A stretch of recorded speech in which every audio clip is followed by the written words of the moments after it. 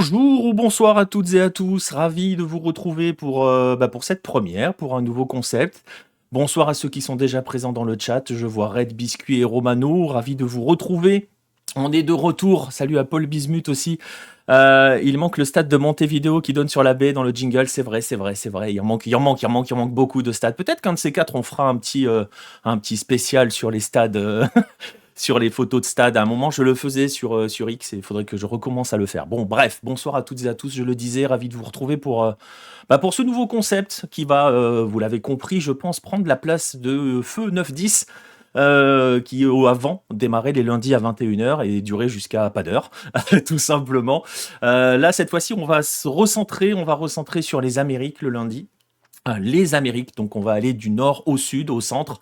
Voilà, tout le continent américain, tout ce qui va se passer de l'autre côté de l'Atlantique, on va focaliser là-dessus, avec donc forcément des news, des dossiers. Et comme d'habitude, il y aura quand même le retour des Golasso Hello. Alors les Golasso Hello, pour le coup, seront aussi thématiques. Ils ne seront forcément que inscrits aux Amériques ce lundi. Il y aura peut-être à l'avenir la version asiatique qui viendra, elle est toujours dans un coin de ma tête. Il faut que je vois avec mes asiatiques parce que autant je peux gérer les Amériques à peu près tout seul, autant l'Asie, j'ai quand même besoin de mes gars. Est-ce que ça va permettre à Pierre Gerbeau de parler? Probablement. Probablement, Red. Probablement. Bref, voilà. En gros, le principe de l'émission, on va passer 1 heure max. Vraiment, pour le coup, j'y tiens. Là, en plus, ce soir, je suis tout seul, donc ça devrait être tranquille. Je devrais arriver à tenir mon temps. Je sais pas. 1 heure max. Et on va donc faire un petit peu le tour des pays. Ça va me permettre aussi de parler de choses que je n'ai pas le temps, sur lesquelles je n'ai pas le temps forcément d'écrire sur Lucarne Opposée. Donc comme ça permet d'avoir l'ensemble des informations ou des choses intéressantes qui se passent sur le continent. Comment va se passer à peu près l'émission? Elle va être divisée en 2 grosses parties. La première partie, on va focaliser sur 4-5 news de la semaine, des éléments à retenir, des éléments marquants, ou pas d'ailleurs, hein, on verra, hein, tout est relatif dans la notion d'éléments marquants, bien sûr, tout est subjectif aussi dans cette histoire, et ensuite, dans un deuxième temps, il y aura un dossier, alors parfois il y en aura peut-être 2, là ce soir il n'y en aura qu'un. Aujourd'hui, ce dossier, ça sera consacré à cette fameuse annonce qu'il y a eu sur... je ne sais pas trop comment vous le présenter, l'arrivée d'Israël sur la CONMEBOL. En tout cas, vous allez voir, ils ont entretenu un petit peu le doute là-dessus dans leurs annonces. On en parlera tout à l'heure dans la deuxième partie de l'émission. Et ensuite, je le disais, il y aura les Golasso Hello, thématisés Amérique. Et il y aura, on terminera en se donnant les rendez-vous de la semaine, et notamment les rendez-vous de la semaine sur ces chaînes, sur la chaîne Twitch ou sur la plateforme verte, sur Kik, pour les lives. Voilà, j'espère que vous êtes confortablement installés. Je le disais, je suis ravi de vous retrouver. On va y aller, on va pas perdre plus de temps que cela dans une introduction qui n'en finirait plus. C'est donc parti, on va commencer donc, je le disais, par les news de la semaine.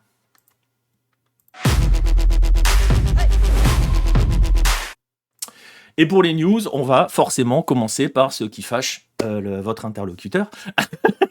Votre serviteur, dirais-je. On va commencer par le moment caliente de la semaine. Forcément, ça s'est passé hier soir. C'était le Super Classico en Argentine. Ce Super Classico qui a été remporté par Boca. C'était pour les quarts de finale de la Copa de la Liga professionnelle. Donc qui est un coup une coupe, un coup un championnat. Choisissez un petit peu ce que vous préférez. C'est redevenu un championnat. Donc voilà. Bref, c'était le grand rendez-vous entre River qui avait gagné sa zone face à Boca qui a fini 4e de la sienne. On l'avait senti venir, il est arrivé. Mine de rien, on va pas trop forcément beaucoup parler de ce qui s'est passé sur le terrain, quoique vous allez voir. Il a été remporté, pour ceux qui n'étaient pas là hier ou qui n'ont pas suivi, il a été remporté par Boca face à River 3-2. Voilà. Dans le jeu, finalement, je le disais, pas forcément grand-chose à signaler de très notable dans le jeu des deux équipes. Chacune avait son plan parfaitement défini. Boca a finalement bien contrôlé et on a eu finalement un match plutôt agréable, mine de rien, à suivre, dans une belle ambiance où il y avait les deux supporters, puisque l'on était au Kempes, je le disais.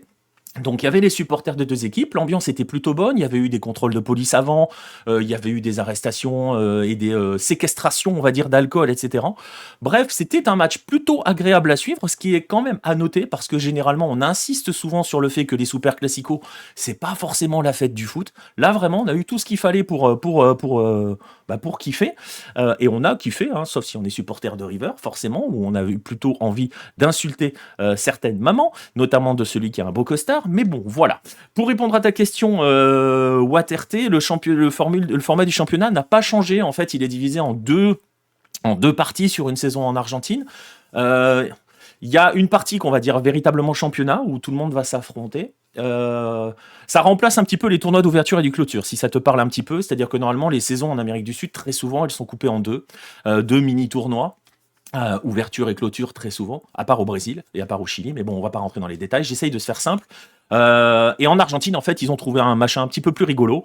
Le truc le plus rigolo, c'est qu'ils ont une première formule qui est une formule championnat, qui s'appelait jusqu'ici la Liga professionnelle, qui était le championnat, où tout le monde s'affronte et à la fin, bah, tu as ton classement, tu as le champion, etc. Et ils ont une autre formule qui s'appelle la Copa de la Liga, où chacun est réparti en deux, enfin les équipes, les 28 équipes de première division sont réparties en deux zones de 14. Il y a 14 journées, puisqu'il y a une journée où ça se croise, qui est dite la journée des Classicos. Les 4 premiers de chaque zone s'affrontent en quart de finale. C'est ce que l'on avait hier, et se qualifient donc pour les demi-finales et la finale. Donc il y a une formule play-off. Donc voilà. Il s'est passé que, pour aller un petit peu plus loin dans l'histoire, la Copa de la Liga, généralement, c'est le deuxième semestre, c'est-à-dire au moment où les gros en ont plus grand-chose à faire. Vraiment, pour le coup.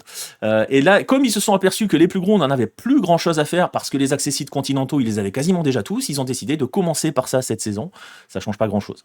Mais bon, bref, voilà. Donc oui, il y a 2 champions par saison en Argentine. Il y a un trophée. Alors ils ont créé des trophées. Il y a une sorte de super coupe entre le vainqueur de la version championnat face au vainqueur de la Coupe d'Argentine. Il y a le tournoi des champions entre le vainqueur de la Copa de la Liga et le championnat. Enfin voilà, tu vois, ils ont découvert. Ça leur permet de faire plein de titres. Mais voilà, les 2 championnats ont de la valeur, on va dire. Enfin, c'est très compliqué, on va dire, la notion de valeur WaterT pour te répondre, parce que les grosses équipes, généralement, celles qui sont dans les compétitions continentales, elles ont tendance un petit peu à faire tourner quand elles jouent la Libertadores ou la Sudamericana, donc les matchs qui précèdent, elles ont tendance un petit peu à les gérer. Ça a été par exemple le cas de River, hein, ou même pas que, hein, beaucoup d'autres. Racing a fait pareil. Voilà, Estudiantes jouait son quart de finale contre Barracas, c'était pas l'équipe type qui jouait parce qu'ils jouent en Libertadores contre Grêmio demain, tu vois. Donc bon, voilà. Disons que ce qui donne de la valeur maintenant aux choses, c'est ce qui rapporte, et le championnat rapporte pas assez d'argent, on va pas mentir non plus. Mais les deux ont à peu près localement ont la même valeur, ça reste des titres nationaux. J'en profite pour saluer ma foi, pour saluer le retour.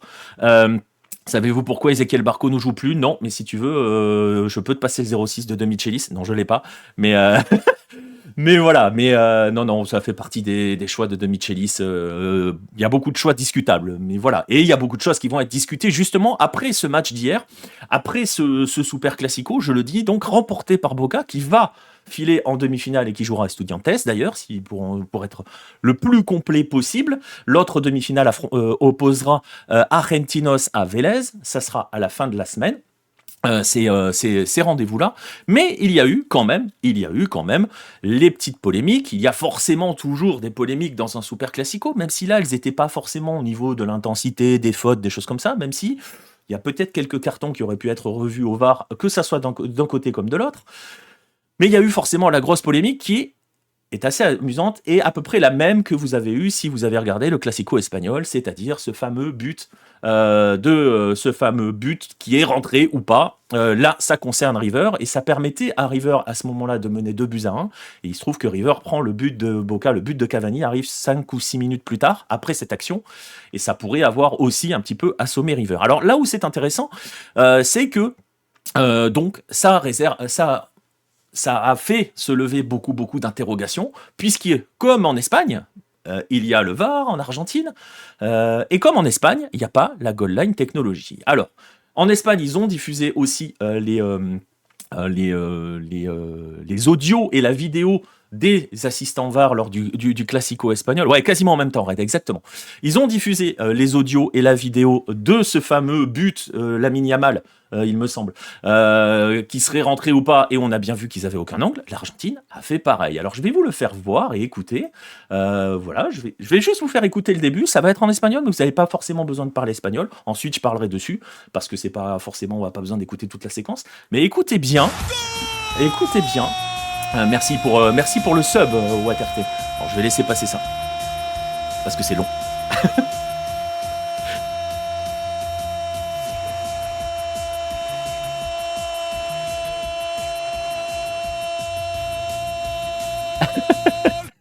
Je pensais pas que ça faisait tout de vous croire. C'est voulu, c'est un but en Colombie. Voilà, c'est un but colombien si tu veux savoir. Et c'est pas, il y a pas de montage, il y a rien. C'est pas le goal de River, c'est le goal de River qui n'a pas compté. Salut à Nostromo. Bref, voilà, on va en profiter.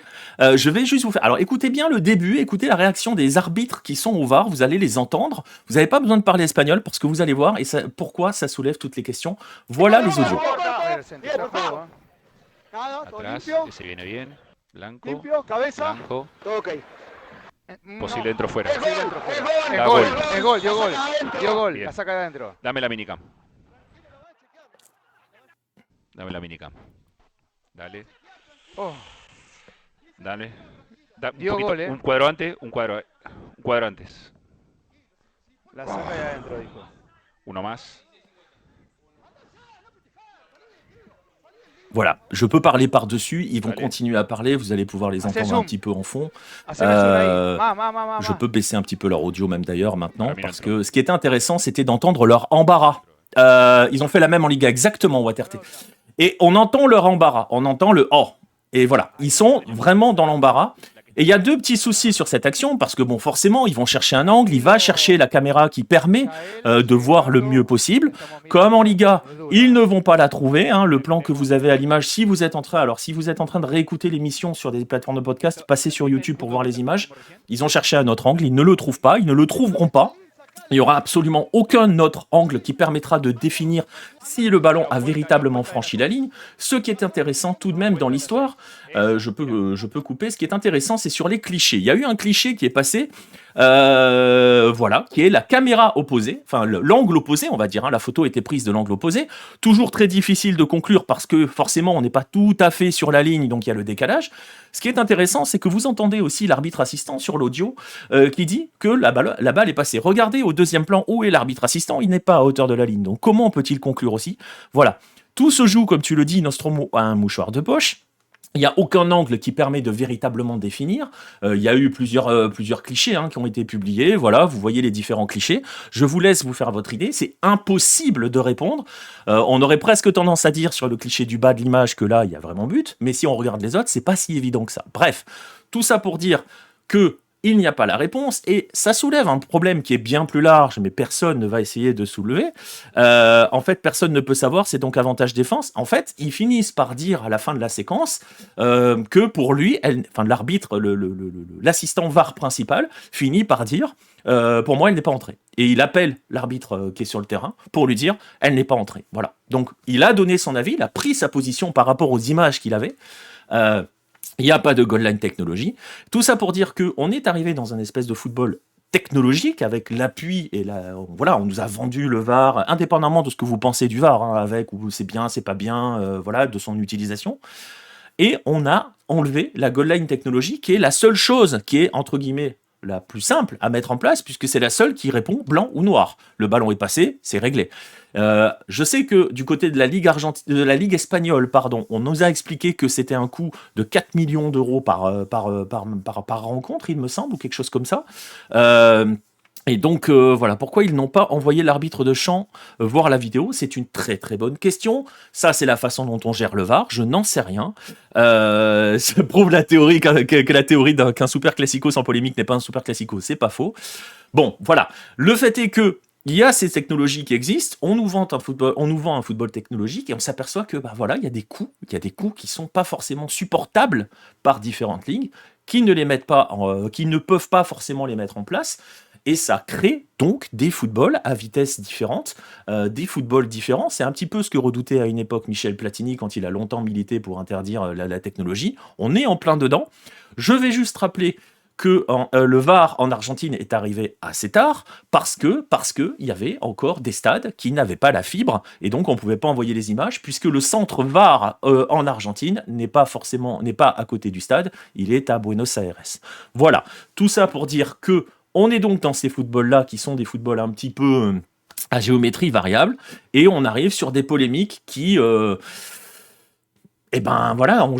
ajoute des polémiques à la chose. Si vous écoutez bien ce que dit l'arbitre assistant pendant le match, si on n'avait pas de technologie, si on n'avait rien, il y aurait eu but de River, tout simplement, puisque l'arbitre assistant, au début de la séquence, dit but.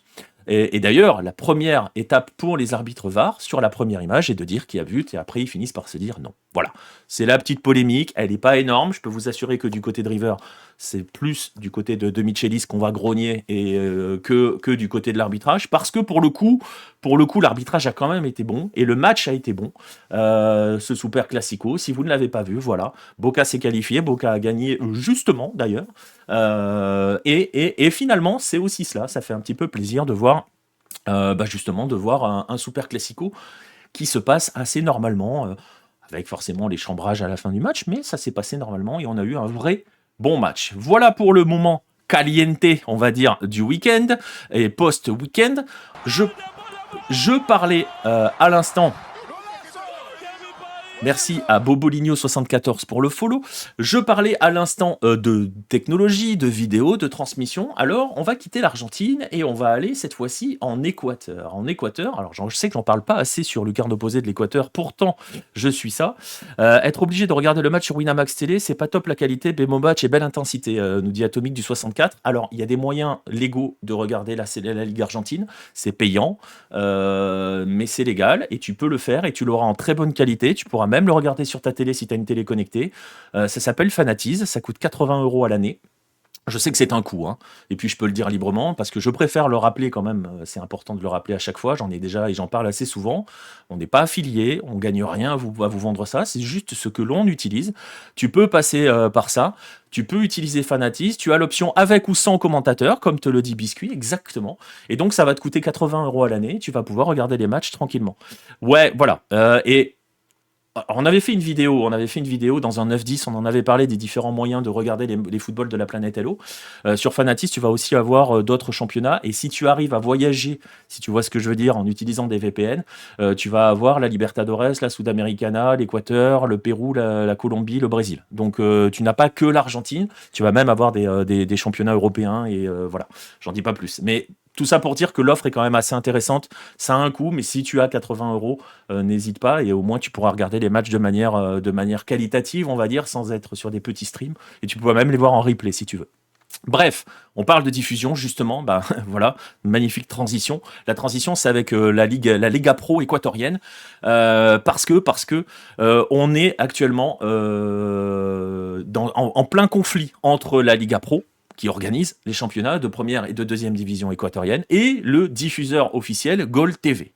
Le président de la Liga Pro, Miguel Ángel Lor, a tweeté récemment pour expliquer que il y a un conflit qui oppose les deux, et expliquer la teneur de ce conflit. Le conflit qui oppose les deux, vous vous en doutez forcément, c'est un souci de paiement des droits.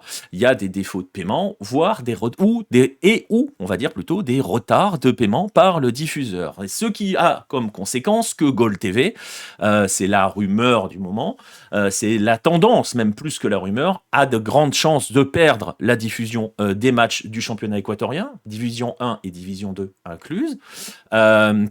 Et le président, Miguel Ángel Lor, le président de la Liga Pro, donc l'équivalent équatorien de la LFP, si vous voulez, a annoncé que début mai, c'est-à-dire dans une quinzaine de jours grand max, une proposition top sera faite au club de première et de deuxième division vis-à-vis de la diffusion des matchs équatoriens. Alors, quelle pourrait être cette proposition?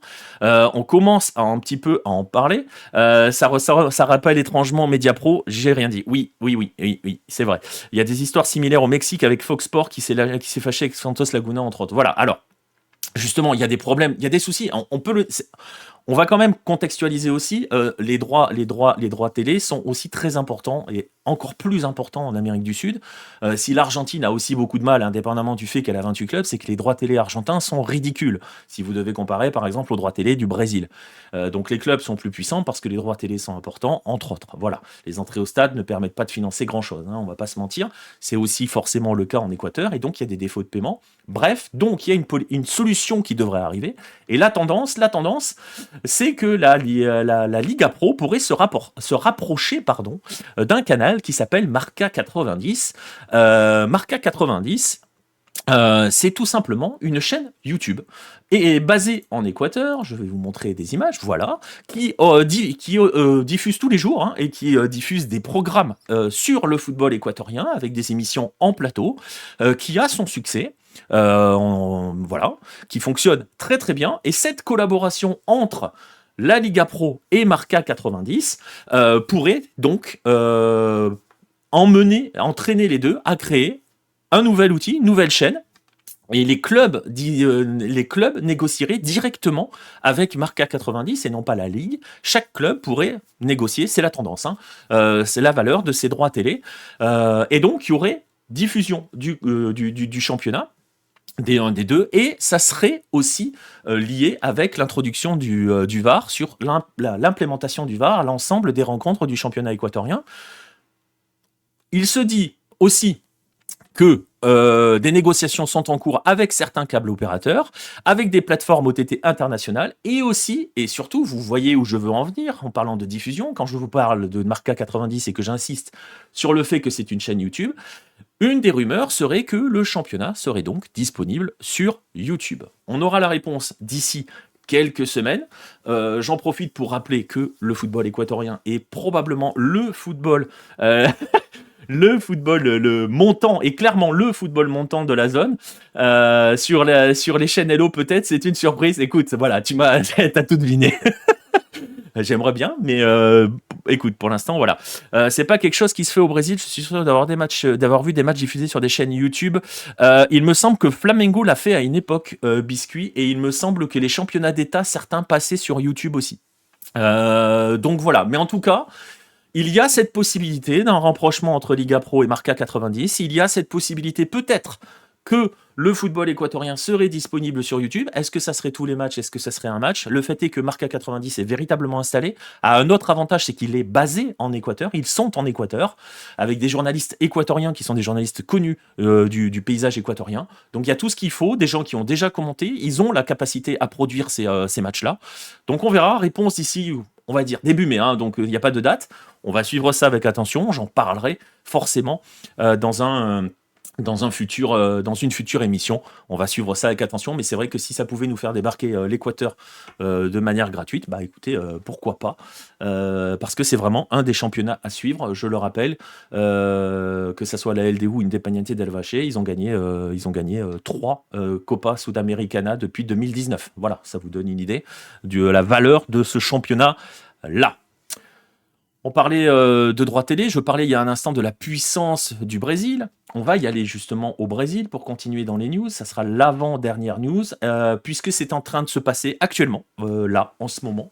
On va parler de John Textor, qui fait encore parler de lui ce lundi, non pas parce qu'il s'est pété le coude en faisant du skate avec ses enfants, et qu'il s'est fait opérer, non, parce que aujourd'hui John Textor est en train de passer, au moment de l'émission, ça a commencé à 15h heure du Brésil, donc je crois que ça fait 21h chez nous, ou 20h ou 21h chez nous, il passe devant une commission d'enquête parlementaire, où il est entendu comme témoin, hein, voilà, pour apporter son témoignage et apporter ses éléments concernant la manipulation des matchs et l'influence des paris sportifs dans le football brésilien. Je rappelle que ces derniers mois, John Textor n'a cessé de parler de manipulation des matchs, n'a cessé de pester contre la corruption qui faisait qu'il y avait de plus en plus de matchs arrangés en Serie A et Serie B. Il est passé par une entreprise, je crois que c'est une entreprise française qui justement essaye de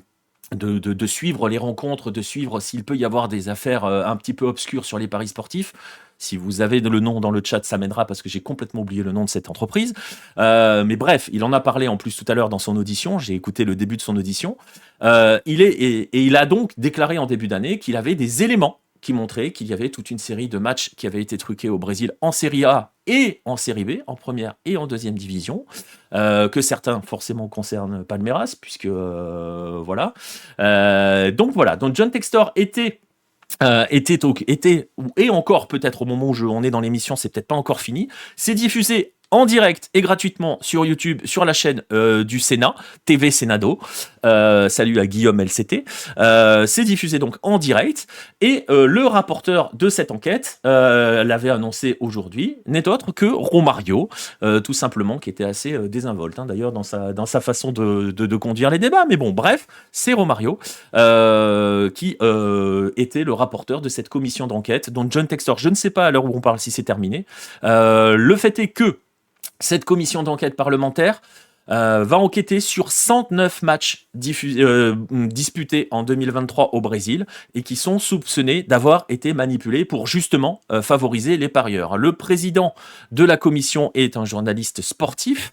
11 sénateurs titulaires et 7 suppléants forment l'ensemble de cette commission qui va mener son enquête durant 180 jours, c'est-à-dire 6 mois, et donc vous pourrez suivre cela sur la chaîne TV Senado, qui pareil aussi transmet tous les jours, la chaîne du Sénat brésilien transmet tous les jours. La punition, si c'est avéré, on n'en sait rien, on verra déjà quelles seront les conséquences de ces auditions, si ça découle sur la présentation de preuves et d'éléments suffisamment marquants, et on verra s'il y a des sanctions qui sont prononcées, si jamais il y a des matchs truqués avérés. Forcément, là aussi, je vous en dirai plus dans les émissions à venir. On suivra ça avec attention. Déjà, on va attendre la fin du passage de John Textor dans les prochains, et pour débriefer un petit peu cela dans les prochains jours et voir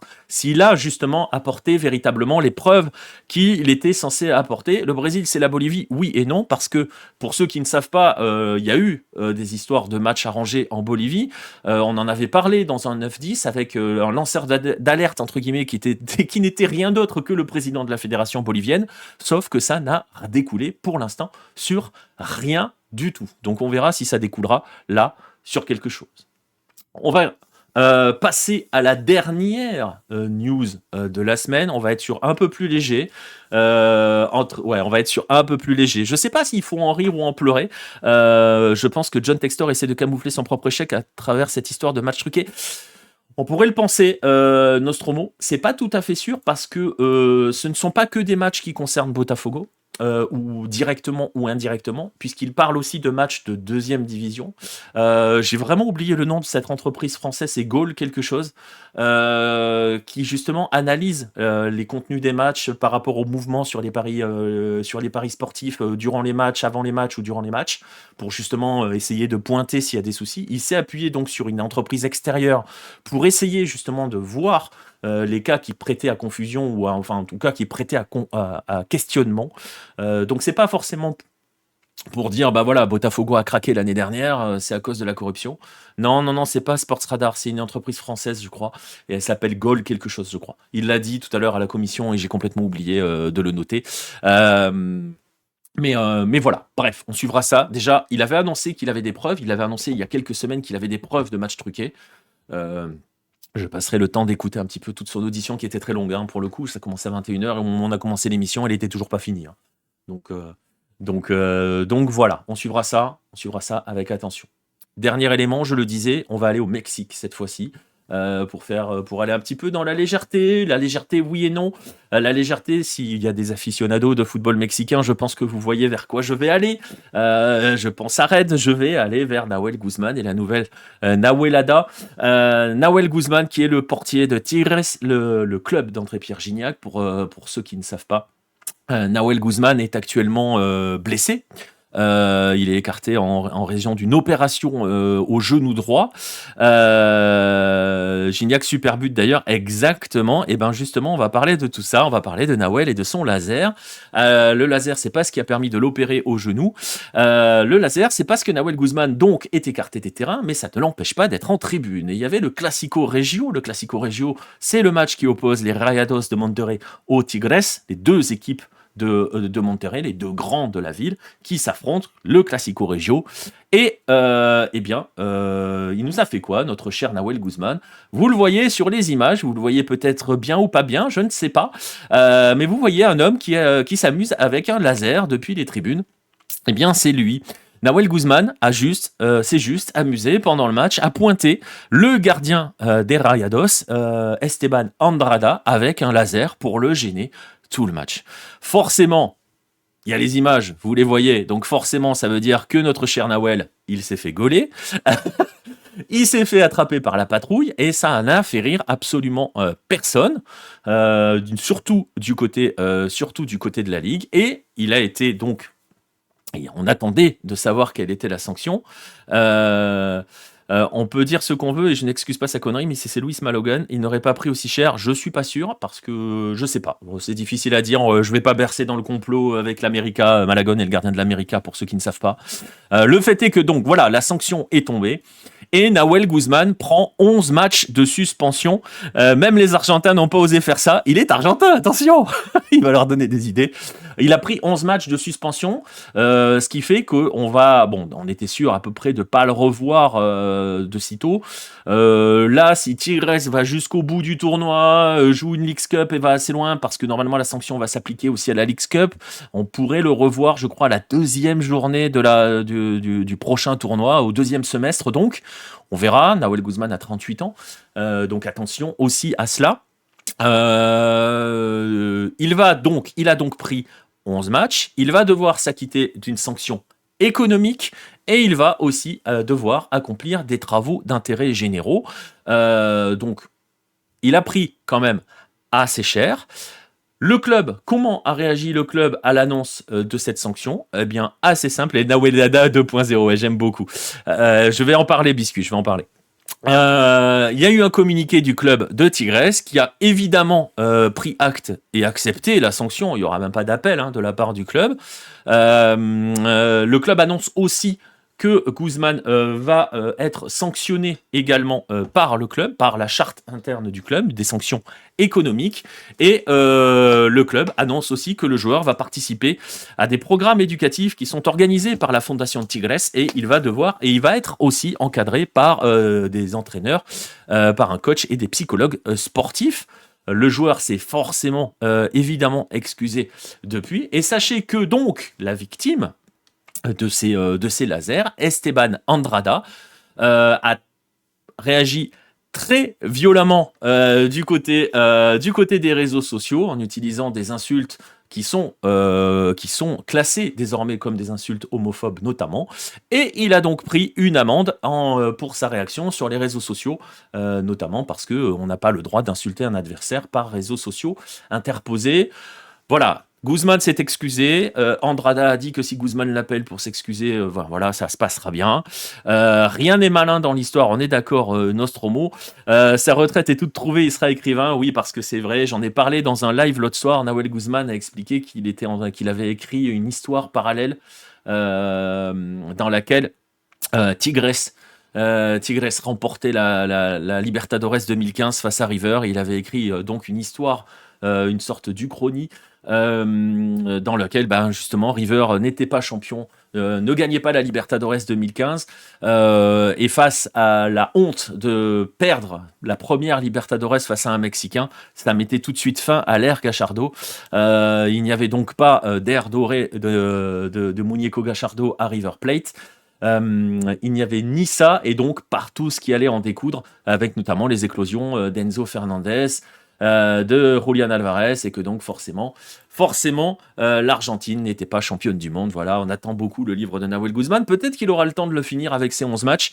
On va espérer qu'il ne va pas les écrire au laser. Mais voilà, tout ça pour dire, c'est un petit peu plus léger. C'est assez drôle, et en plus de ça, c'est un très mauvais pronostic. Ah non, mais c'est pas un pronostic, Nostromo. Il a écrit une uchronie en fait. Il a juste et si, voilà. Et si jamais Tigres avait battu River dans cette finale, et que se serait-il passé? Donc voilà, dans le principe, c'est assez rigolo. Ça peut être assez intéressant de voir jusqu'où il peut dérouler le fil. Mais bon, voilà, c'est Nahuel Guzman, on en rigole quand même parce que c'est pas non plus bien grave. Et puis parce qu'on a l'habitude, vous avez vu sur la vidéo, il y avait les Nahueladas. Nahuel Guzman est connu pour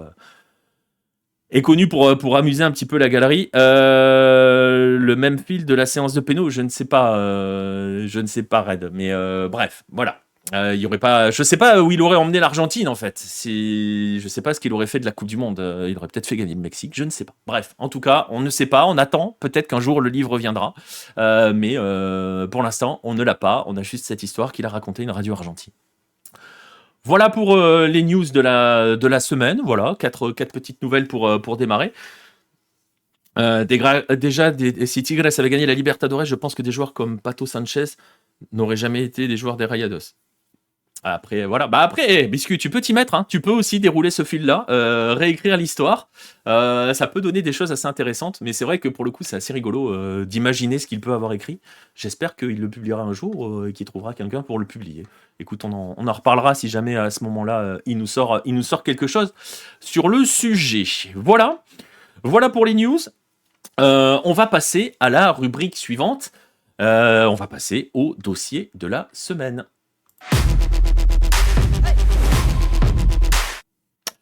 Alors, pour le dossier de la semaine, je vais être obligé, je suis obligé, de poser des limites dès le départ, parce que je le sais, on le sait tous, le sujet est forcément sensible.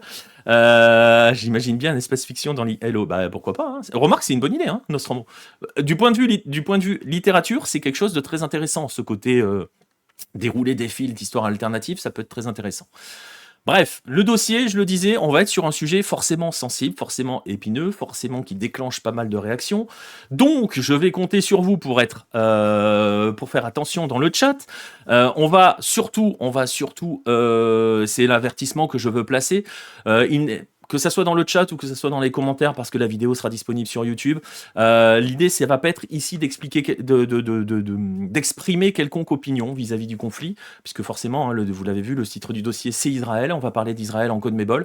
Donc, on n'est pas là pour parler du conflit israélo-palestinien. C'est pas notre spécialité. Donc, on va laisser parler ceux qui savent. Il y a déjà beaucoup de gens qui savent rien et qui parlent beaucoup. Donc, autant laisser un peu plus de place pour ceux qui sont censés savoir. Déjà qu'ils en ont pas beaucoup, les pauvres. Nous, on va s'intéresser au point de vue footballistique. On va juste en profiter aussi pour parler un petit peu de football et d'Israël et de la difficulté de positionner la sélection et le football israélien sur l'échiquier mondial. On le sait, il y a un contexte, on le connaît le contexte, vous inquiétez pas, tout le monde le connaît, mais on va juste essayer de faire attention à ça. Donc c'est pareil, je mets un petit peu ces garde-fous. Faites attention quand même, voilà. Dans le chat, pas de débordement dans les commentaires sur YouTube, je compte sur vous, mais je connais la commu de Hello, je sais qu'elle est... qu'elle sait faire la part des choses. Je le rappelle, nous, on peut pas, on n'est pas dans l'analyse géopolitique de la chose. Vous savez ce qu'on pense aussi, ce que je pense parfois de la géopolitique appliquée au foot. D'ailleurs, je vais en parler un petit peu dans ce dossier. On va s'intéresser donc à cette comment dirais-je, à cette annonce qui est tombée la semaine dernière et qui est ce tweet de la fédération israélienne de football, tweeté le 12 avril, ouais c'est ça, c'était il y a même 10 jours maintenant, et forcément qui a fait beaucoup parler sur les réseaux sociaux, vous le voyez, plus d'1 million de vues, etc. Ce fameux tweet que je vais vous traduire parce qu'il est tweeté, il y a 3 blocs dans ce tweet. Si vous le voyez, si vous êtes sur YouTube, si vous nous écoutez juste sur les plateformes de podcast, voilà, il y a eu un tweet avec 3 blocs. Les 2 premiers sont absolument identiques, l'un est en espagnol, l'autre est en anglais. Le 3e est en hébreu et ne dit pas du tout la même chose. Et c'est là où ça devient intéressant. Alors, que dit ce tweet concrètement ? La Fédération israélienne de football exprime qu'elle est honorée de faire partie de la grande famille de la CONMEBOL. Et elle dit derrière, ensemble pour le bien du jeu et la fraternité. On va laisser la deuxième partie de côté parce que c'est elle qui peut aussi entraîner bien des réactions. Il y en a eu déjà beaucoup. La première partie, le honoré de faire partie de la grande famille de la CONMEBOL, est évidemment très entretient un certain flou. La troisième partie, je le disais, de ce tweet est en hébreu et explique que va un petit peu dans le détail, si vous voyez ce que je veux dire, de ce qui a été signé. Sur le tweet, il y a une vidéo et on voit ensuite Shino Moshe Zuarez, qui est le président de la fédération israélienne, signer des accords avec Alejandro Dominguez, que vous voyez sur cette image au second plan. Dans la partie en hébreu du tweet, il est expliqué que la fédération de football et la CONMEBOL ont signé un accord de coopération historique, et il y a la déclaration du président qui dit « J'espère vraiment que l'équipe nationale israélienne fera bientôt partie de l'un des grands tournois organisés par la CONMEBOL et peut-être la Copa América ». Voilà le contenu de l'annonce. Pour aller plus loin, alors c'est très difficile de savoir ce qu'il y a sur le site de la fédération israélienne parce qu'on est bloqué, on ne peut pas y aller. J'ai essayé d'y aller, on ne peut pas. Mais tu vas voir, on va essayer de débunker un petit peu cela, Guillaume, parce qu'il y a quand même un peu de tout qui a été dit derrière. Et on va essayer de faire un petit peu la part des choses. On a pris le temps de bien regarder, d'attendre aussi les réactions. Et on va commencer donc par les deux premières parties de ce tweet qui sont la même en fait, une seule et même partie, avec ce fameux honoré de rejoindre la grande famille de la CONMEBOL. Parce que, pour l'instant, et je dis bien pour l'instant, il n'est pas question d'envisager qu'Israël puisse quitter l'UEFA pour la CONMEBOL, même si cette première partie de message peut le laisser entrevoir. Notez, non, je ne sais pas si c'est du cynisme ou quoi que ce soit, notez que le tweet de la fédération israélienne tag l'UEFA pour les photos, mais dans les faits, il n'en est rien. Pour l'instant, en tout cas, il n'en est rien. Premièrement, parce que, je le disais à l'instant, rien n'a été annoncé de manière officielle par les instances. Du côté de l'UEFA, rien. Du côté de la FIFA, rien. Et pire, du côté de la CONMEBOL, absolument aucune communication. L'instance sud-américaine n'a posté absolument aucune nouvelle à ce sujet, n'a absolument rien annoncé sur ses réseaux sociaux. J'en profite pour saluer Alessandro qui vient d'arriver. Donc tout ça pour dire qu'il n'y a absolument aucune autre communication quant à cette information-là que ce tweet de la fédération israélienne, qui a depuis fait beaucoup parler. On a vu beaucoup de choses partir là-dedans. Et forcément, quand vous avez aucune communication officielle venant de la CONMEBOL ou des choses comme ça, vous allez où ? Vous allez voir Alejandro Dominguez.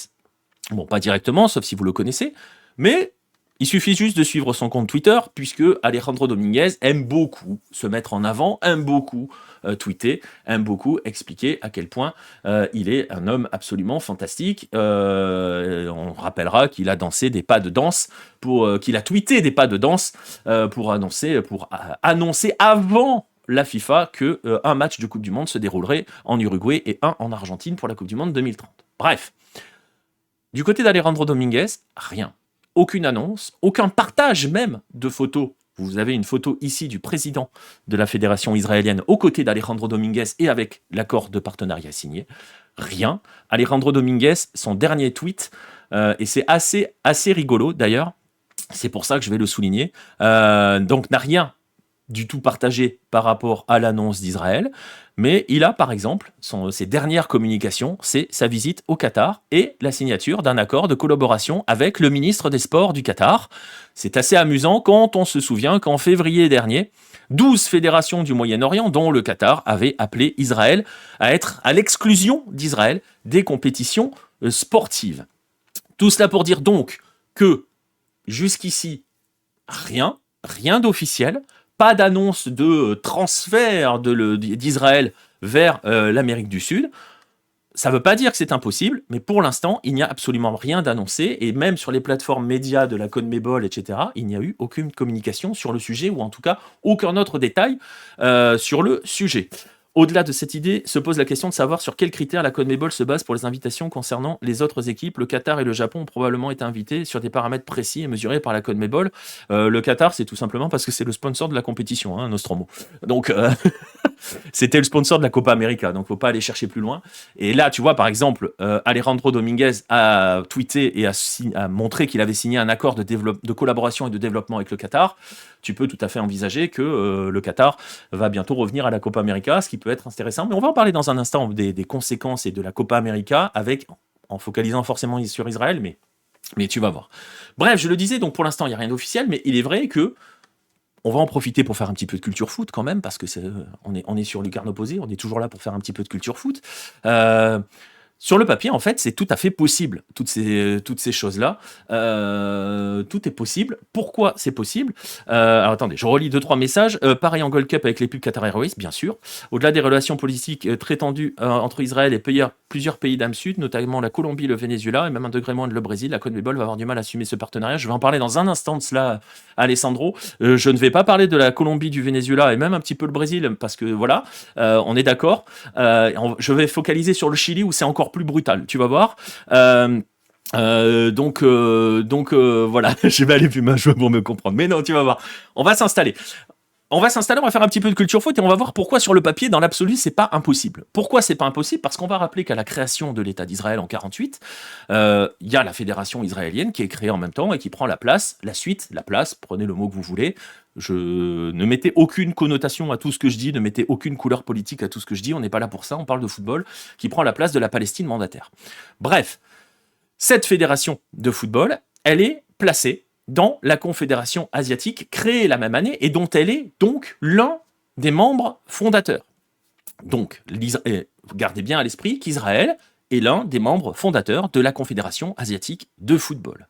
Et très rapidement, ça a posé des soucis dans sa zone. Forcément, il y a eu plusieurs problèmes sur différentes campagnes de qualification pour les Coupes du Monde, pour celle de 50, celle de 54, et le paroxysme, c'est 58, puisque en 58, absolument personne ne veut jouer contre Israël dans la Confédération asiatique. Et ça va contraindre la FIFA à faire jouer un match de barrage au dernier moment entre Israël et le Pays de Galles, parce que sinon, Israël se retrouvait qualifié pour la Coupe du Monde sans avoir joué le moindre match d'éliminatoire. Israël a perdu ce barrage face au Pays de Galles, 2-0, et on commençait à pressentir qu'on était sur la fin, déjà, dès 58, que ça allait pas pouvoir durer, cette histoire d'Israël en Confédération asiatique. On va quand même rappeler, je le disais, que c'est un membre fondateur, qu'Israël est l'une des équipes phares des premières Coupes d'Asie, et en 1964, Israël remporte la Coupe d'Asie, donc l'un des trophées de la sélection israélienne est une Coupe d'Asie, qu'elle remporte face à la Corée du Sud, en 1964, Corée du Sud qui avait gagné les 2 premières éditions 56 et 60. Petite parenthèse, ce sont les seuls titres en Coupe d'Asie de la Corée du Sud. Bref, et là, on sent que ça va être compliqué, que c'est la fin, en fait, concrètement. Et à partir des années 60, Israël va commencer à être baladé un petit peu partout. Je vais vous donner quelques exemples comme ça, parce que vous allez voir, c'est assez fou. En 1962, pour la Coupe du Monde 1962, joli le maillot, il est très très chouette le maillot, mais les maillots, c'est les maillots vintage aussi. Donc voilà, bref. Je le disais, Israël va être baladé entre les confédérations. Pour la Coupe du Monde 1962, par exemple, elle se retrouve dans un groupe d'éliminatoires qu'elle partage avec Chypre, l'Éthiopie et l'Italie. En fait, c'est des matchs à élimination directe, premier tour, deuxième tour, etc. Tu vois, voilà, elle est éliminée par l'Italie, pardon. En 1966, Israël est carrément dans un groupe européen. Elle est en Europe, alors qu'elle n'est encore membre de l'AFC. Elle est en Europe, puisqu'elle se retrouve dans un groupe avec la Belgique et la Bulgarie. Israël perd absolument tous ses matchs.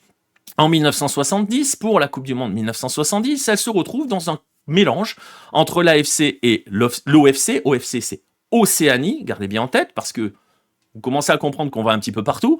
Elle est dans un groupe, le groupe 2, dans lequel elle est censée affronter la Corée du Nord, qui finalement déclare forfait parce qu'elle ne veut pas jouer contre Israël, puis la Nouvelle-Zélande. Et Israël bat 2 fois la Nouvelle-Zélande, puis ensuite bat l'Australie, qui est aussi à l'époque un membre de l'Océanie, et fait alors sa première et unique participation à une phase finale de Coupe du Monde, la Coupe du Monde de 1970. Donc, elle est alors, donc, voilà, elle est dans cette espèce de mix AFC-OFC.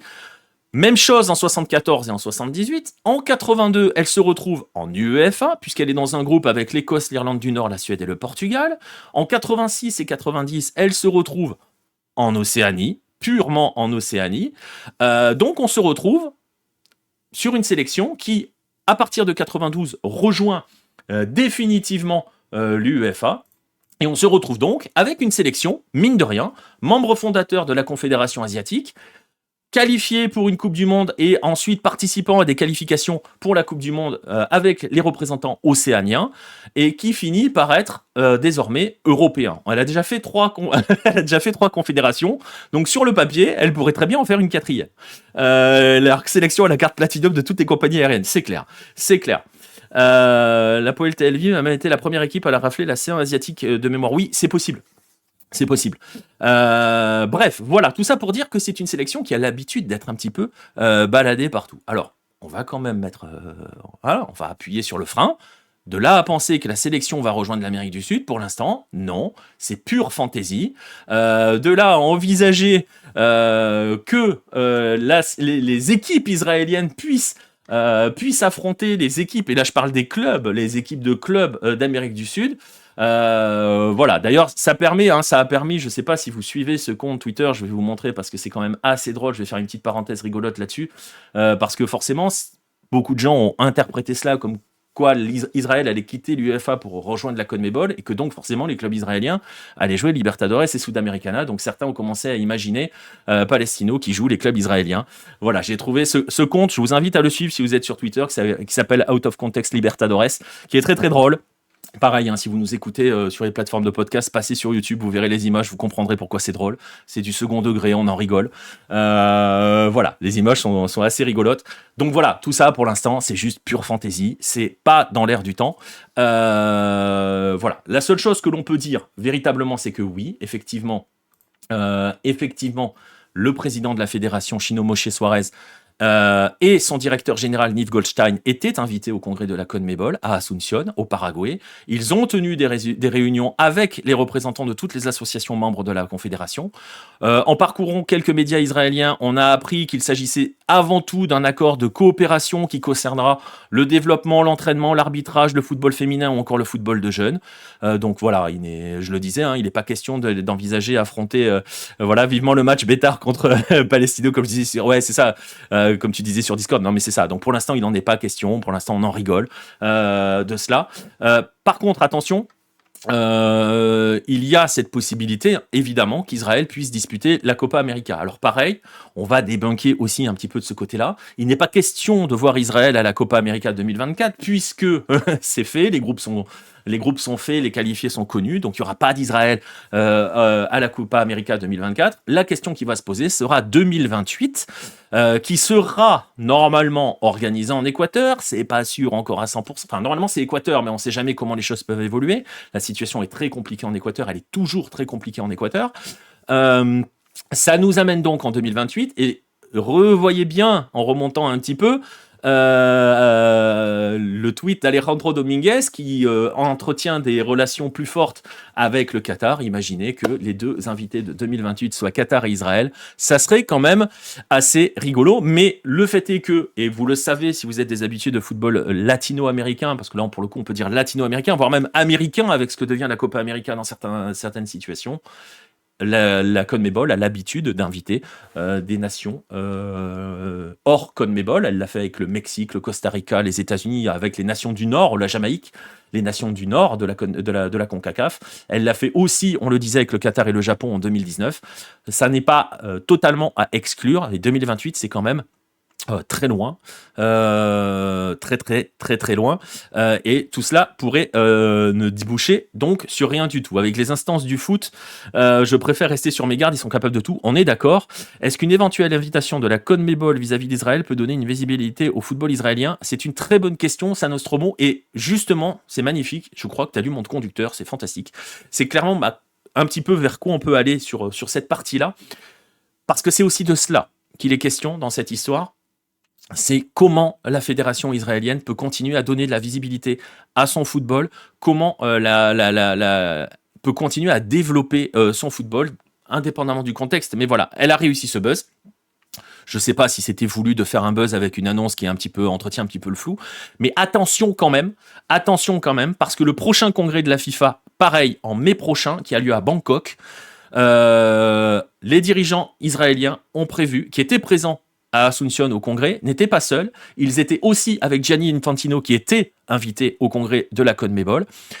Ils l'ont rencontré et il lui aurait, d'après certains médias, demandé à ce que la question de la place du football israélien soit évoquée et essaye de voir comment la FIFA peut justement aider la fédération israélienne à gagner une place, à gagner une visibilité. Et il est vrai, dans un contexte où les footballeurs israéliens et le football israélien va de nouveau avoir beaucoup de mal à se trouver des adversaires. Mais attention quand même. Alors attends, je lis. Kylian Mbappé a déclaré vouloir jouer la Copa América pour se rendre compte d'une...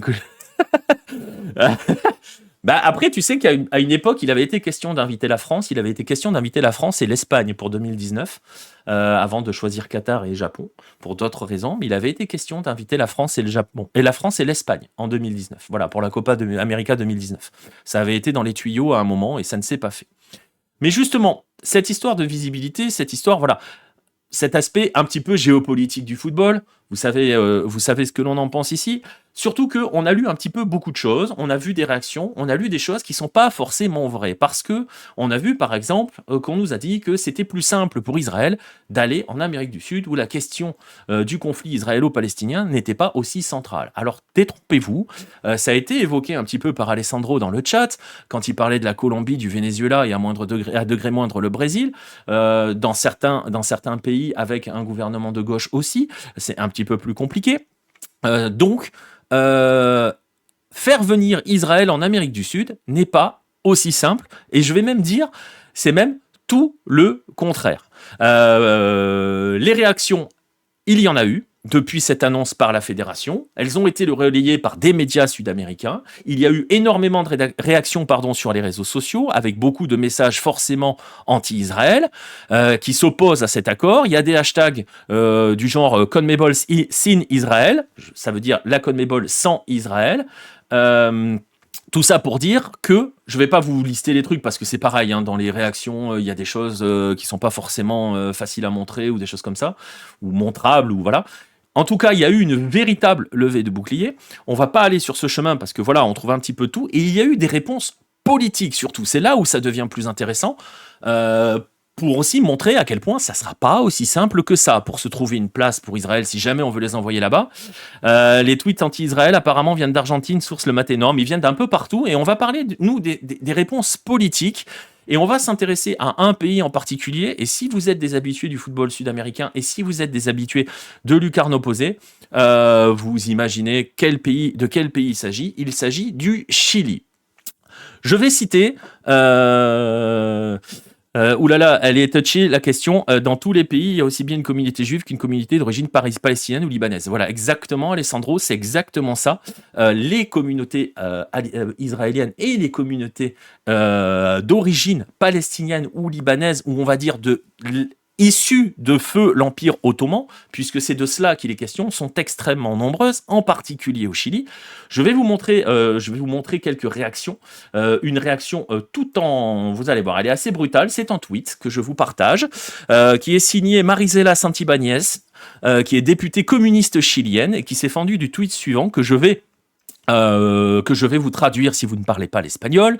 En tant que membre de la commission des sports, je ne peux ignorer les implications éthiques de la récente signature entre la CONMEBOL et Israël pour une coopération dans le domaine du football qui pourrait permettre à l'équipe israélienne de participer à la Copa América. Le sport devrait être un pont pour la paix et la justice et non une approbation d'actions que beaucoup d'entre nous considèrent comme des contraires aux droits de l'homme. Je pense que l'initiative de la CONMEBOL pourrait normaliser le siège et le génocide alors que la situation en Palestine exige au contraire des actions concrètes pour mettre fin à la guerre. Fin de citation. L'image, comme tu le dis, Guillaume, se suffit d'elle-même. La CONMEBOL complice d'un génocide, elle accuse la CONMEBOL d'être complice d'un génocide. Il y a donc des réponses très très fortes au Chili. Pourquoi il y a des réponses très très fortes, notamment au Chili? Il y a eu une autre... avant de vous dire pourquoi, il y a eu aussi, politiquement parlant, une autre réaction par rapport à la situation du conflit israélo-palestinien et qui n'a rien à voir avec le football pour le coup, et qui est une réaction politique du gouvernement chilien de Gabriel Boric. Le gouvernement chilien a tout simplement exclu toutes les entreprises israéliennes de la FIDAE. La FIDAE, c'est une foire, la Foire internationale de l'air et de l'espace. En gros, c'est le principal salon de l'aérospatiale, de la défense et de la sécurité qui est organisé en Amérique latine. C'est un des plus grands au monde. Et donc, toutes les entreprises israéliennes en ont été exclues justement par rapport en raison du conflit. En raison du conflit, c'est pas à cause, c'est en raison du conflit. Nombreux députés de divers partis politiques avaient salué cette annonce. Nul doute que, il y en a beaucoup ont réagi aussi à la réponse de la CONMEBOL. Alors pourquoi c'est aussi important la réplique du côté du Chili? On va rappeler, et ça a été évoqué un petit peu dans le chat. Communicado officiel et pour une fois pas du réel, non, exactement. Pourquoi? Parce qu'au Chili, la communauté palestinienne est tout simplement la plus importante au monde en dehors du monde arabe. Je vous renvoie vers l'histoire du club Deportivo Palestino, de Palestino tout simplement. On a évoqué en rigolant Palestino, mais Palestino est le porte-étendard de la Palestine, de la cause palestinienne, du territoire palestinien. On se souvient de toutes les polémiques entre guillemets qui avaient été générées par le maillot avec le numéro 1 qui reprenait les territoires palestiniens d'avant 48. Voilà, Palestino. Et donc, le représentant de cette communauté palestinienne, qui est la plus importante au monde, je le rappelle, en dehors du monde arabe, elle est au Chili. Je vous renvoie aussi vers l'article de Boris, justement, Alessandro en parlait un petit peu dans le chat tout à l'heure, sur les Turcos, ces descendants des migrants venus de l'Empire ottoman, pour bien comprendre tout cela, parce qu'ils sont arrivés au Chili, mais pas que, dans plein de pays sud-américains. Et donc, attention à l'heure d'analyser un petit peu la potentielle arrivée d'Israël en CONMEBOL, en Amérique du Sud. Ça ne sera pas plus simple qu'arriver en Europe ou plus simple qu'arriver en Asie, parce que le sujet, comme partout, est extrêmement clivant. Et non, l'Amérique du Sud n'accueillera pas à bras ouverts, comme ça a été lu, comme j'ai pu le lire ou l'entendre quelque part, au prétexte que ces pays-là sont en grande majorité chrétiens ou évangélistes, pour certains. Non, l'Amérique du Sud n'est pas insensible à ce qui se passe dans le conflit. Elle est même très engagée, avec des communautés qui sont très engagées. Tout est tout autant politisé que chez nous. Et ça vous permet aussi de mesurer à quel point cette affaire va pas être aussi simple que cela, et qu'on est quand même très très très loin d'une potentielle arrivée d'Israël en CONMEBOL. On verra aussi ce que signifie cette notion de partenariat pour le développement. Ça peut sous-entendre que les équipes vont jouer des matchs amicaux, que les équipes de jeunes vont venir faire des stages, que certains joueurs vont venir faire des stages en Amérique du Sud, des choses comme ça, et éventuellement que la sélection israélienne participera à la Copa América. Rendez-vous en 2028 pour le savoir, c'est encore très très loin. Beaucoup de choses se seront passées d'ici là, mais donc attention à ne pas tirer, je le disais, de conclusions trop hâtives concernant la potentielle arrivée d'Israël. Ça va être plus compliqué que cela. Et si jamais il y a des levées de boucliers en CONMEBOL, est-ce qu'Israël serait capable d'aller toquer à la porte de la CONCACAF ? C'est une bonne question. Je ne sais même pas si ça a été envisagé. Je ne sais pas. Très honnêtement, mais comme le dit Nostromo, ce genre de choses, c'est toujours très compliqué, surtout avec un contexte international très bouillant. Oui, il faut faire très attention. Il faut surtout aussi faire très attention à ce que l'on va dire dessus, dans la façon dont on l'analyse. Donc voilà, c'était vraiment aussi pour rappeler que c'est pas parce que c'est en Amérique du Sud que ça sera plus facile pour Israël. Bien au contraire. Ça serait peut-être, je suis même pas sûr que ça serait plus facile en Amérique du Nord. Voilà, le conflit forcément divise partout, forcément, parce que il est pas simple. Et parce qu'on voit des horreurs dans ce conflit, donc forcément, ça génère des réactions. Voilà. Sachant qu'ils ont l'assurance en CONCACAF du soutien des USA et du Canada, par contre, Cuba et ses alliés s'y opposeront. Oui, c'est ça va être le même problème. Après, c'est clair que le poids de Cuba et ses alliés va pas être très important dans la CONCACAF, ça on est d'accord, Alessandro. Peut-être que si les États-Unis faisaient un mouvement pour accepter Israël, voilà, mais les États-Unis doivent être de plus en plus prudents, parce que la population, il faut être de plus en plus prudent dans la façon de gérer le cas Israël. Mais bon, bref, voilà. Tout ça pour dire, sur ce dossier, refermer cette page de ce dossier. Il n'est pas question de voir Israël encore aujourd'hui arriver dans la zone CONMEBOL. Peut-être disputer une Copa América si Israël est invité en 2028. On va pas se mentir, on est en 2024. Le truc qui a été signé, tant qu'il n'y a pas signé, on invite officiellement Israël à la Copa América, il y a moyen que ça tombe dans l'oubli, cette histoire. Donc voilà. Israël aurait intérêt au statu quo en UEFA? Oui, très clairement. Très très clairement. Mais là, il y a cette question de la place, de comment continuer à faire exister son football dans le contexte actuel. Voilà, c'est une vraie question qui se pose pour la fédération. Inviter, c'est comme des wildcards de tennis? Non, en fait, inviter. Oui, bah après... Pour expliquer, Guillaume, en fait, pour la Copa América concerne toutes les équipes de la CONMEBOL. Donc, elles sont 10. Donc, si tu veux mettre en place des groupes, si tu veux faire, par exemple, 3 groupes de 4, 10, tu fais 2 groupes de 5. Mais si tu veux faire 3 groupes de 4, il te manque 2 équipes. Donc, tu invites 2 équipes. Généralement, c'est les équipes du Nord. Ça a été souvent Mexique, Costa Rica, il y a eu un peu Jamaïque, il y a eu États-Unis. En 2019, il y a eu Japon et et Qatar. Mais voilà, le problème éternel de la Copa América de n'avoir que 10 nations. Oui, exactement. Après, tu peux faire comme le Sudamericano, hein, 2 groupes de 5 et un hexagonal final, hein, et puis t'es tranquille. Hein. Donc c'est pas vraiment des wildcards, mais tu vois, tu places une équipe dans chacun des 2 groupes. Voilà, mais le problème, ça peut être très drôle s'ils invitent Israël et le Qatar en 2028. Parce qu'alors ça, par contre, ils en sont capables. Ça, ils en sont capables. Le format A16 avec le top 6 de la CONCACAF est moins choquant. Ouais, même si faut renommer la Copa América dans ces cas-là. Voilà, on rappelle que la Copa América s'est appelée Copa América depuis le début, mais avait une dénomination officielle dans les débuts qui était Campeonato Sudamericano des football. Hein. Donc dans Sudamericano, je crois qu'il y a Sud. Mais oui, voilà, dans ces cas-là, c'est la Panaméricaine. Mais bon, bref, c'est un autre débat. Voilà, on n'y est pas encore. Rendez-vous en 2028. Et puis on va suivre hein, dans les mois à venir. On va suivre aussi le congrès de la FIFA de Bangkok, voir si la question israélienne est posée. Et je pense qu'il y en a beaucoup qui vont venir la poser, à voir comment ces choses évoluent. Voilà, écoutez, on arrive, voilà, vous avez vu à petit peu près le format de l'émission. On arrive sur les 2 rubriques finales. Elles sont plus courtes, plus rapides, forcément. La première, c'est une qui va forcément vous plaire, puisque c'est le retour des Golasso Hello, que vous aimiez bien pendant le 9-10. Alors, je le disais tout à l'heure, je le disais en préambule, les Golasso Hello, cette fois-ci, vont être thématiques. Hein, ils vont être uniquement inscrits du côté des Amériques, mais le principe ne va pas changer. On va vous montrer, je vais vous montrer une sélection de 4 buts. Et voilà. Je peux pas faire la dédicace à ton pseudo, mais bien essayé. J'ai failli me faire piéger. Hein. Je peux t'appeler Jade, mais je suis pas sûr que c'est ce que tu voulais. Mais j'ai pas envie parce que ça va être utilisé à mes dépens cette histoire. Mais bien joué, bien joué. Bref, on va aller sur les Golasso Hello. Écoutez, vous savez quoi? Je vais vous montrer la sélection et puis on en parle juste après. Allez, c'est parti pour les Golasso Hello.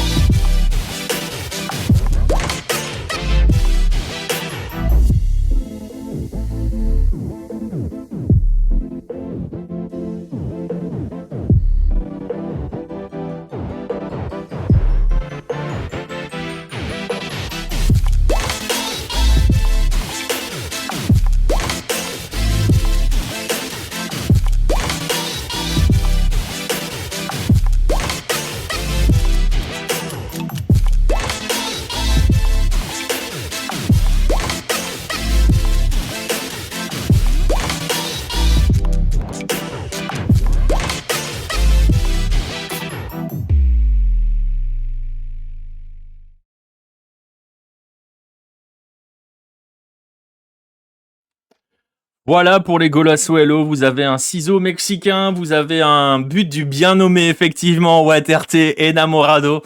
Un but Mesut Özilien hein, pour les amateurs pour les supporters d'Arsenal. Une bonne frappasse de Steven Moreira que l'on aime beaucoup ici. Pour faire plaisir à Chris, je vote pour le but marquant à MLS. Et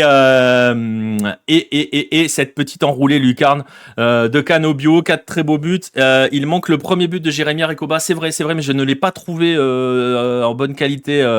Voilà, je vote José Lamoureux. Voilà, parce qu'enamorado, ça veut dire amoureux, hein, tout simplement. Voilà.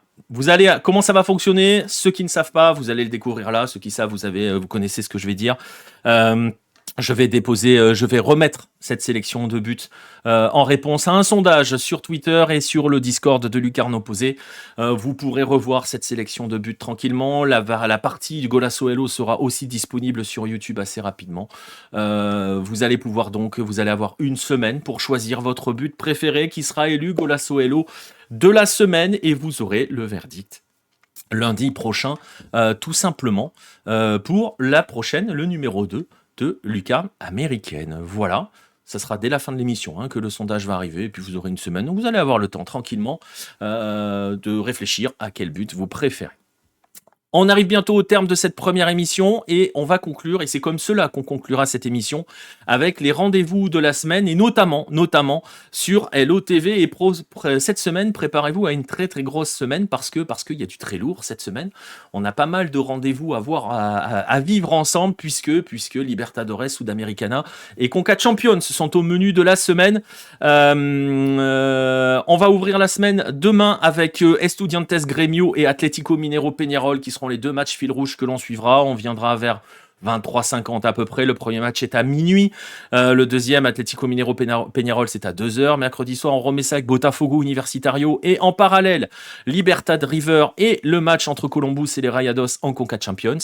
On terminera donc jeudi avec Cerro Porteño Fluminense qui rappellera de bons souvenirs aux amateurs de football paraguayen qui s'étaient bien fait voler par le VAR avec Fluminense. On en parlera à ce moment-là. Et Barcelona Sao Paulo pour les débuts de l'ancien coach de la LDU qui se rend donc en Équateur. On se donnera ensuite rendez-vous, comme d'habitude, dans la nuit de samedi à dimanche pour la soirée MLS, avec notamment le duel entre le Crew et Montréal. Wilfried Nancy face à Laurent Courtois, ça, on kiffe. Voilà à peu près pour les rendez-vous de la semaine. Y aura-t-il d'autres déclinaisons de la lucarne américaine sur d'autres continents ? J'ai très envie de faire la lucarne asiatique. Il faut que je vois avec mes spé asiatiques Nostromo s'ils sont disponibles et quand, à quel créneau. Ça sera très probablement, ça sera certainement pas, je pense, les soirs parce que Baptiste, par exemple, est en Corée du Sud. Donc là, on est au milieu de la nuit chez lui. Donc ça sera peut-être plus en milieu de journée. Et sachez que je prépare autre chose. En milieu de journée, probablement les vendredis, ça sera peut-être pas cette semaine, mais peut-être la semaine prochaine pour le premier numéro. Suivez sur les réseaux sociaux, j'en parlerai. Il se peut qu'il y ait un autre concept qui arrive à ce moment-là pour les vendredis, genre vers 12h30. Bref, on en reparlera. On arrive au bout de cette première de lucarne américaine. Merci à ceux qui étaient présents dans le chat, aux habitués, aux petits nouveaux. Merci à vous tous d'avoir été là. Merci à ceux qui vont écouter cette émission en replay, que ce soit sur YouTube ou que ce soit sur les plateformes. N'hésitez pas à nous suivre sur toutes les plateformes, sur les réseaux sociaux, venir sur notre Discord. Il y a tous les liens qui sont disponibles dans la description, etc., etc. Vous connaissez le classique. N'hésitez pas à mettre des commentaires et des pouces aussi sur la rediff sur YouTube, c'est hyper important. Donc voilà, merci à vous tous. Très content d'avoir pu vous proposer cette première et ce nouveau concept. On se donnera le rendez-vous donc lundi prochain 22h pour le deuxième épisode parce que ce sera 22h systématiquement et il y en aura bien d'autres. Merci à vous tous. Passez une bonne fin de journée et on se retrouve ce mardi soir pour la Libertadores. Salut tout le monde.